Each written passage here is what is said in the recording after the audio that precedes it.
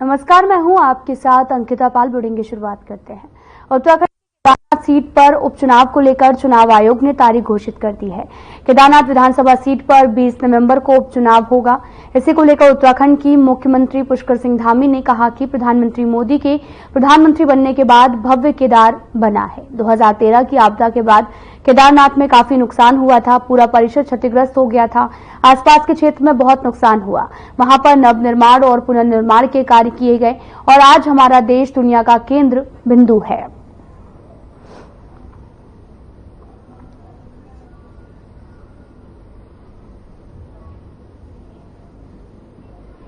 बहुत ही ऐसी परिस्थिति में हो रहा है जब वहां से हमारी जो विधायक थी आदरणीय शैला रानी जी, उनका दुखद रूप से हमारे बीच से वो चली गई और इस परिस्थिति में हो रहा है। और केदार धाम माननीय प्रधानमंत्री जी के प्रधानमंत्री बनने के बाद जिस प्रकार से उसका नवनिर्माण हुआ है, पुनर्निर्माण हुआ है, एक भव्य केदार और दिव्य केदार बना है। निश्चित रूप से वो हमारे प्रधानमंत्री जी के बहुत हृदय के निकट है। उस स्थान का एक आस्था और श्रद्धा का एक बड़ा केंद्र है। तो वहाँ के लोग विकास जो वहाँ पर हुआ है उस विकास को आगे बढ़ाएंगे। पिछले दिनों जो आपदा आई थी वहाँ पर, उस आपदा में भी जिस प्रकार से तेजी से काम हुआ है सब लोगों ने देखा है। और मैंने भी कहा है, वहाँ जाकर भी कहा था, पहले भी कहा था कि जितने समय तक सीएम पुष्कर सिंह धामी और वित्त मंत्री प्रेमचंद अग्रवाल की उपस्थिति में बुधवार को सचिवालय में सरकारी कर्मियों के लिए कॉर्पोरेट सैलरी पैकेज और अन्य लाभों के लिए उत्तराखंड सरकार के साथ भारतीय state bank, bank of Baroda, union bank of India, Canara bank और जिला सहकारी बैंक ने MOU किया है। सभी राज्य के लगभग 64% सरकारी कार्मिक जिनका सैलरी खाता है इन बैंकों में, वे इस अनुबंध से लाभान्वित होंगे।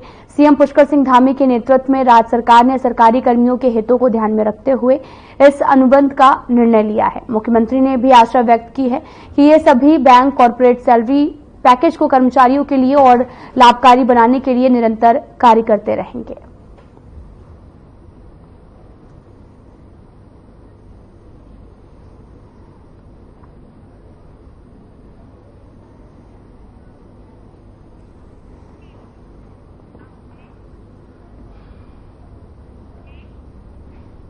वरिष्ठ पुलिस अधीक्षक ने पूर्व में विदेश भेजने के नाम पर लोगों से ठगी करने वाले फर्जी कंसल्टेंसी एजेंसियों के खिलाफ अभियोग पंजीकृत कर सख्त कार्रवाई की है। तो वहीं 5 और पीड़ितों ने पुलिस अधीक्षक देहरादून से मुलाकात कर अपने शिकायती प्रार्थना पत्र दिए, जिसमें बताया गया कि फर्म के संचालक कुणाल नारायण उनियाल, उनकी पत्नी और एक अन्य सहयोगी ने 5 पीड़ितों को विदेश में नौकरी दिलाए जाने के नाम पर उनसे ठगी की और पीड़ितों ने संदेह होने पर जब उनसे धनराशि वापसी मांगी तो अभियुक्तों ने उन्हें धमकाया।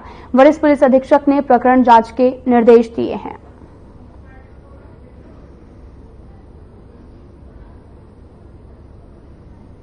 इस तरह से विदेश भेजने के नाम पर बहुत सारी एजेंसीज यहाँ पर खुल जाती हैं और खासकर मैंने देखा है जो पहाड़ के युवा हैं वो बहुत ज़्यादा जो नौकरी करने के लिए बाहर के लिए अप्लाई करते हैं और बड़ी मुश्किल से जो है वो अपने डॉक्यूमेंटेशन को तैयार कराते हैं, जिसमें काफ़ी पैसा भी लगता है। विगत दिनों देखा गया कुछ ऐसी एजेंसीज थी जिन्होंने बाहर विदेश तो भेज दिया लेकिन फेक लेटर्स उनको ज्वाइनिंग के बनाया, जिसके बाद वो युवा जो है वहाँ फंस गए, बड़ी मुश्किल से वो वापस आए।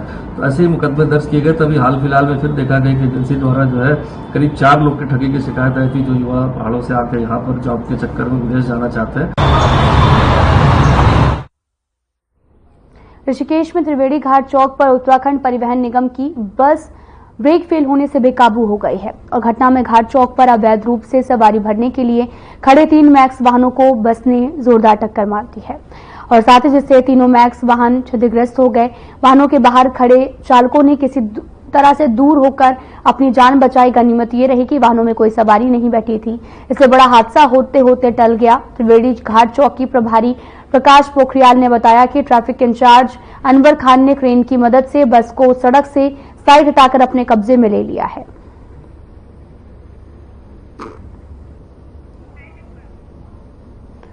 आपको बताते चलें कि परिवहन निगम की बस का ब्रेक जो है वो फेल हो गया, जिससे परिवहन निगम की बस जो है वो ब्रेक फेल हो गया। ब्रेक फेल होने के बाद बस अनियंत्रित हो गई और अनियंत्रित बस ने 3 मैक्स वाहनों को क्षतिग्रस्त कर दिया है।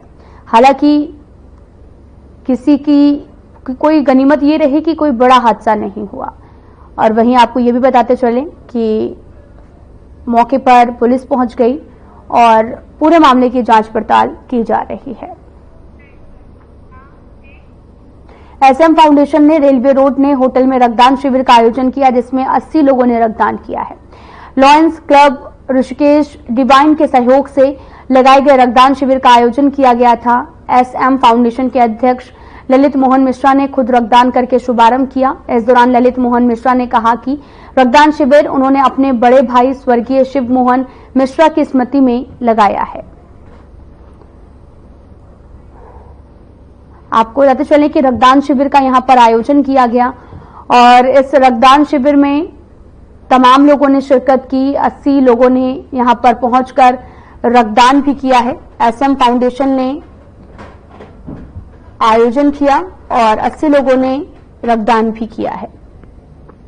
पूरा मामला ऋषिकेश से है, जहां पर एसएम फाउंडेशन ने रक्तदान शिविर का आयोजन किया। बड़ी संख्या में लोग अपना रक्तदान करने के लिए पहुंचे और साथ ही आपको बताते चले कि लोगों को जागरूक भी किया जा रहा है। 80 लोगों ने इस शिविर में भाग लिया और रक्तदान किया है।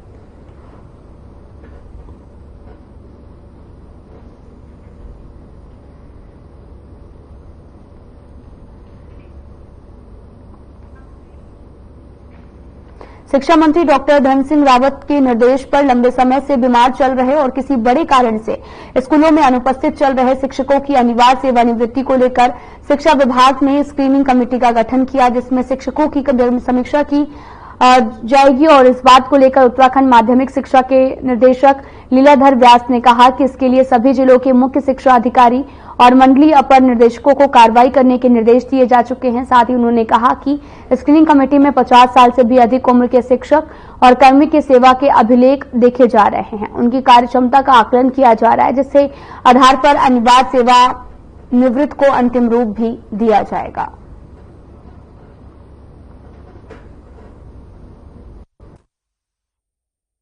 जिस तरह से जो निर्देश दिए गए हैं उसके अनुपालन में सभी मुख्य शिक्षा अधिकारी, सभी जो हमारे मंडलीय अपर निदेशक हैं, उनको निर्देश पत्र भेजे जा चुके हैं कार्रवाई के लिए। और मंडल स्तर पर, चूंकि मंडल स्तर पर एलटी के नियुक्ति प्राधिकारी मंडलीय अपर निदेशक होते हैं और मुख्यालय स्तर पर प्रवक्ता के जो नियुक्ति प्राधिकारी हैं वो अपर निदेशक मुख्यालय निदेशालय हैं, तो उनके स्तर से कार्रवाई की जा रही है। इसमें स्क्रीनिंग कमेटी का गठन हो चुका है और वो 50 वर्ष से ऊपर के जो कार्मिक हैं।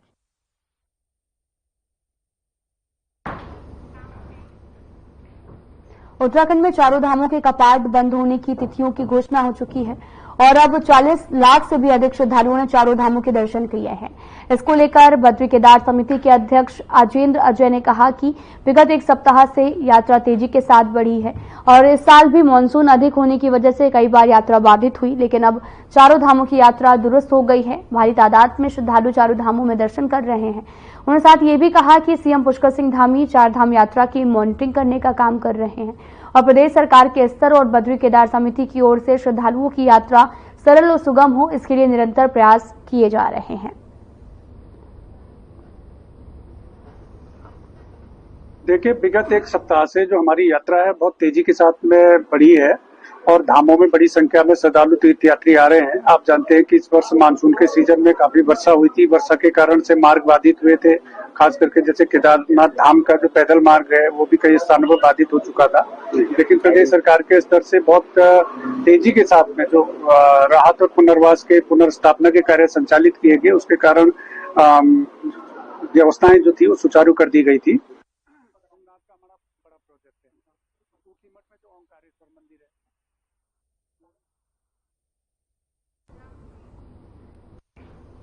कांग्रेस प्रदेश प्रवक्ता शिषपाल सिंह बिष्ट ने बीजेपी के चमोली जिला अध्यक्ष रमेश मैखुरी के ऊपर सरकारी नौकरी दिलाने के नाम से पैसे की बात जग जाहिर होने पर कहा कि प्रदेश सरकार का प्रत्येक मंत्री और उसके कार्यकर्ता भ्रष्टाचार में लिप्त हैं। आए दिन उनके मंत्री, अधिकारी, पार्टी कार्यकर्ता भ्रष्टाचार में, आपराधिक मामलों में सुर्खियों में बने रहते हैं और अब जिस तरीके से चमोली के बीजेपी जिला अध्यक्ष रमेश मैखुरी पर आरोप लगे हैं, उसको लेकर यह साफ अंदाजा लगाया जा सकता है कि प्रदेश सरकार किस तरह से भ्रष्टाचार में लिप्त है।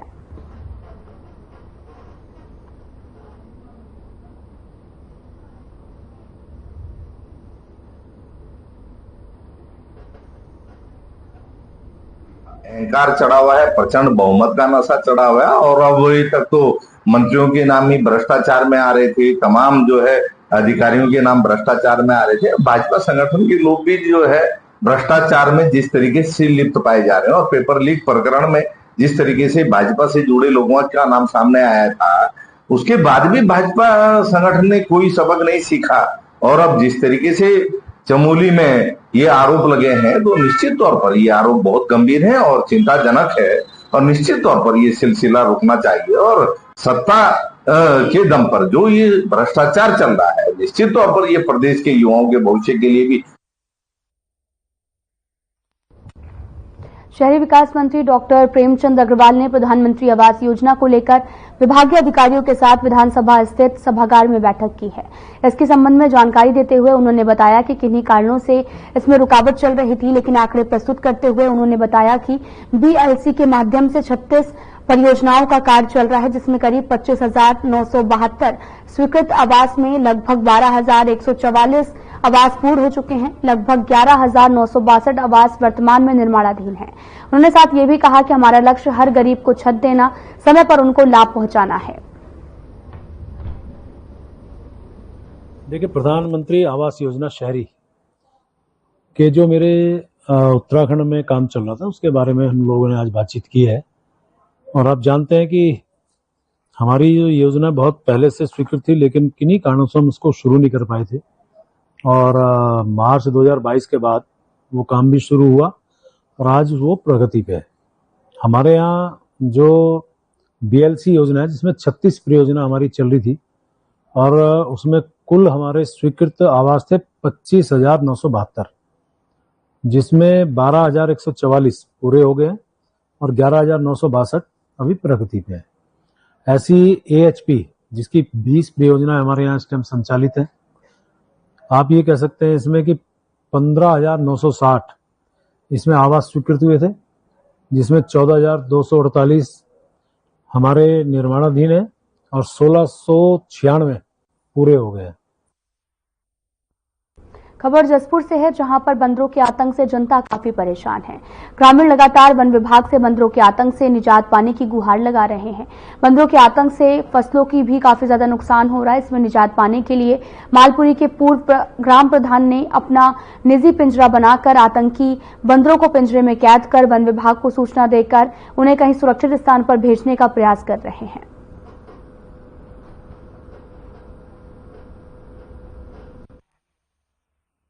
पतरामपुर रोड पे है और यहाँ पे बंदरों का देखा जाए तो बहुत ज़्यादा आतंक है। हमने कई बार कंप्लेंट भी करी है।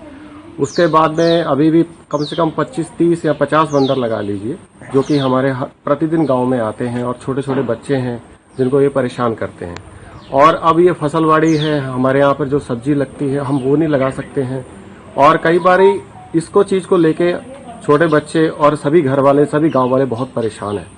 और आज हमने ये भी देखा है कि हम बार बार ये जंगलात का जो पिंजरा होता है हमें मंगवाना पड़ता है और हमने ये खुद का ये पिंजरा बनवाया है ताकि ये बार बार उनको परेशान ना करे। अभी कुछ देर पहले हमारे बंदर हमने पिंजरा लगाया था तो जो कि पकड़ में आया तो फिर जंगलात वालों को फोन करके हमने बुलाया और वो इस बंदर के बच्चे को ले गए हैं साथ में। अब हम चाहते हैं कि ये समस्या का समाधान जो एक बार सभी यानी कि पूरा सही से होना चाहिए, क्योंकि ये कोई एक बार की समस्या नहीं है। ये पूरे जब भी फसल लगती है, अब धान की फसल है, ये धान की फसल को खराब कर रहे हैं जो बच्चे हैं, तो ये समस्या बहुत बड़ी है। इसको या तो क्योंकि हमारा जो एरिया लगता है जंगल के पास का है बिल्कुल, तो मैं चाहता हूँ और ये शासन से मेरी अपील है कि इसका समाधान किया जाए।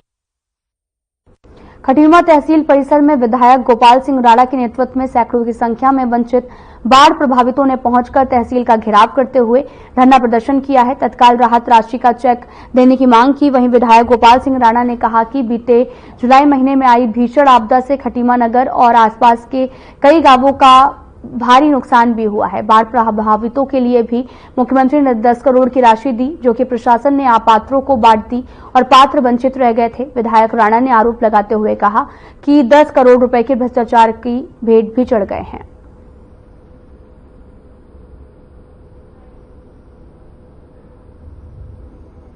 जुलाई 7-8 जुलाई 6-7 जुलाई को भीषण बाढ़ आई थी और हमारे खटीमा नगर जो है पूरा का पूरा जलमग्न हो गया था और पकरिया हो गया, बुड़ेली, चांदा और आपके भुड़रिया, ऊंची महुवट, ये गांव ऐसे थे जिससे पानी निकल के गया और इस्लाम नगर, पूरा खटीमा नगर, हमाऊं, ये सब का जलमग्न हो गया था। 3-3 फीट 4-4 फीट पानी घरों में घुस गया था। सारा राशन, सारा पानी, सारा राशन आदि जो खाने का सामान था, बिस्तर, गद्दे सब भीग गए और माननीय मुख्यमंत्री जी ने तुरंत जो है 10 करोड़ रुपया भेजा और 10 करोड़ कहाँ गया, कैसे बटा? जो वास्तव में पात्र थे वो रह गए, जो अपात्र थे, जिनके घर में बूंद पानी नहीं घुसा, उनको दे दिया। उत्तराखंड महिला कांग्रेस की प्रदेश अध्यक्ष ज्योति रौतेला ने केदारनाथ विधानसभा उपचुनाव में महिला कांग्रेस की नेताओं की ओर से व्यापक स्तर पर प्रचार करने की बात कही। उन्होंने अपने बयान में कहा कि अभी तक पार्टी में कोई ऐसी महिला दावेदार सामने नहीं आई जो केदारनाथ विधानसभा उपचुनाव के लिए चुनावी मैदान में उतरना चाहती है। पार्टी की ओर से जिसे भी प्रत्याशी के तौर पर मैदान में उतारा जाएगा, उसके पक्ष में महिला कांग्रेस की कार्यकर्ता घर घर जाकर चुनाव प्रचार करेगी।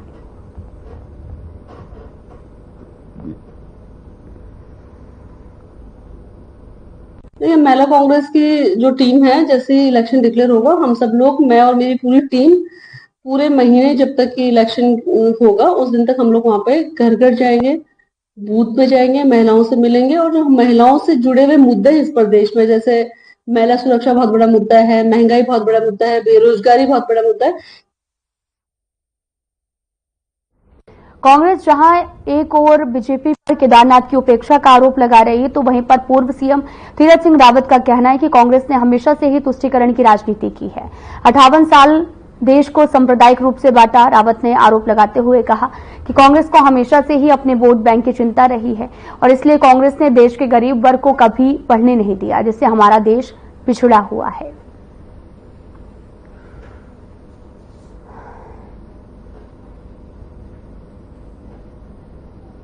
ऐसा ये बात वो बोल रही है जिन ने अब तक ये काम किया है, तुष्टीकरण की नीति अपनाई है। कांग्रेस ने किया क्या इतने सालों में?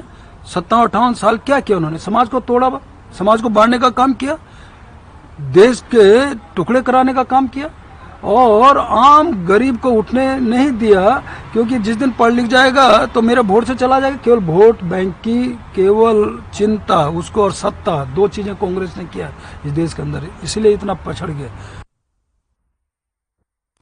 जसपुर में उमा दत्त रणमंचन रामलीला कमेटी जटवाड़ा मंच पर प्रोग्राम में निपेंद्र डांस एकेडमी के बच्चों ने अपनी प्रतिभा दिखाई, जिसमें 10 साल बच्चे स्पर्श कुमार ने गिटार में जय गणेश आरती धुन के साथ में कौन कहता है भगवान आते नहीं गीत गाकर रामलीला परिसर में बैठी जनता का मन मोह लिया। नन्हे बच्चे की कलाकारी पर लोगों ने तालियां बजाई, अभिवादन किया।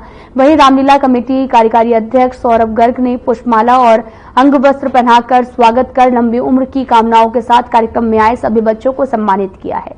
साथ ही बच्चों के अभिभावकों का भी धन्यवाद करते हुए जसपुर क्षेत्र की प्रतिभाओं का सराहना भी यहां पर की गई है।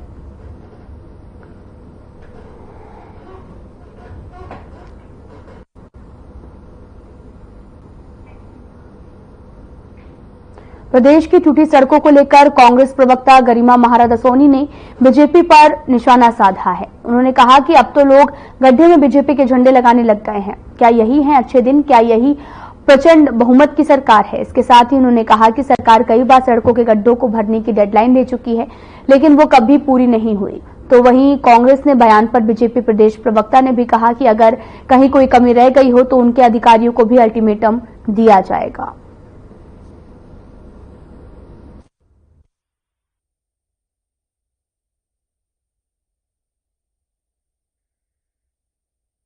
देखिए, अब तो लोग जो है झंडे लगाने लग गए गड्ढे में भारतीय जनता पार्टी के, कि क्या यही है अच्छे दिन? क्या यही है प्रचंड बहुमत और डबल इंजन की सरकार? जो गड्ढे में सड़कें हैं या सड़कों में गड्ढे, यही समझ में नहीं आ रहा है। और मुख्यमंत्री जी की कही हुई बात तो ब्रह्म वाक्य होनी चाहिए, उसके बाद तो कोई इफ एंड बट की कोई गुंजाइश नहीं होनी चाहिए। लेकिन ऐसा लग रहा है कि मुख्यमंत्री के आदेशों को जलेबी की तरह सचिवालय और विधानसभा में घुमाया जा रहा है और एक कान से सुनकर दूसरे कान से अधिकारी निकाल दे रहे हैं, जब मुख्यमंत्री की घोषणाओं को गंभीरता से नहीं लिया जा रहा है। देखिए, माननीय मुख्यमंत्री जी के आदेश जो हैं वो सख्ती से अधिकारियों को दिए गए थे कि 15 अक्टूबर तक जो है तमाम सड़कें जो हमारी निर्माणाधीन हैं उनका काम जो है वो संपूर्ण हो जाना चाहिए। लेकिन कहीं जगह पे अभी तक कार्य का शुभारंभ नहीं किया गया है, तो उस दिशा में भी हम लोग अभी जांच में जो भी आएगा सभी अधिकारियों को दोबारा से बोल दिया गया है और एक अल्टीमेटम देके हम समयबद्ध तरीके से सभी कार्यों को सुनिश्चित कर रहे हैं। से है जहां पर काश्तकार किसानों के लिए प्रेरणा है। उन्होंने मुख्यमंत्री योजना से लाभ लेकर अपनी जीविका को कृषि क्षेत्र चुना है और सब्जी उत्पादन का कार्य प्रारंभ किया। 1 से 2 सालों में सब्जी उत्पादन को अपनी आय का प्रमुख जरिया बना लिया है। इन्होंने अपनी 20 नाली भूमि में कई तरह के सब्जी का उत्पादन प्रारंभ किया। साथ ही सरकार की योजना के अंतर्गत विभाग की सहायता से 80% सब्सिडी का पर जो है पॉली हाउस स्थापित कर बेमौसमी सब्जियों का उत्पादन भी इनके द्वारा किया जा रहा है। मैंने उद्यान विभाग के थ्रू जानकारी ली यहाँ बेमौसमी सब्जी उगाने के लिए, तो मैं जॉब छोड़ करके यहाँ आया 2 साल से। शुरू में मेरी आमदनी 1 से 1.5 लाख रुपए थी, अब जो बढ़ कर के 3.5 से करीब 4 लाख के आसपास है वार्षिक। इसमें मैंने उद्यान विभाग के थ्रू पॉली हाउस और पॉली टैंक, हिलनेट्स और बीज वगैरह लिए, जिनसे मेरा उत्पादन काफ़ी अच्छा हुआ।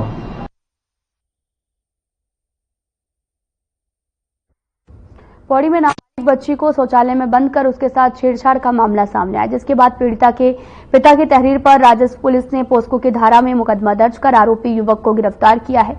और नायब तहसीलदार पौड़ी संजय नेगी ने बताया कि आरोपी के खिलाफ छेड़छाड़ पोस्को की धाराओं में मुकदमा दर्ज कर आरोपी को गिरफ्तार भी कर लिया गया है और आगे की जांच लगातार जारी है।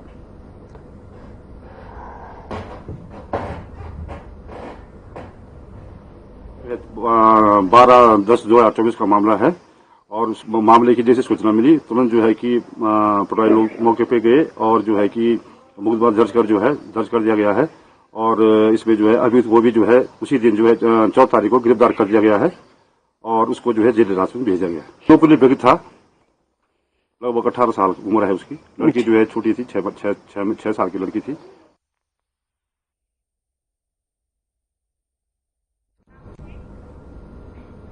फिलहाल में इतना ही। नमस्कार।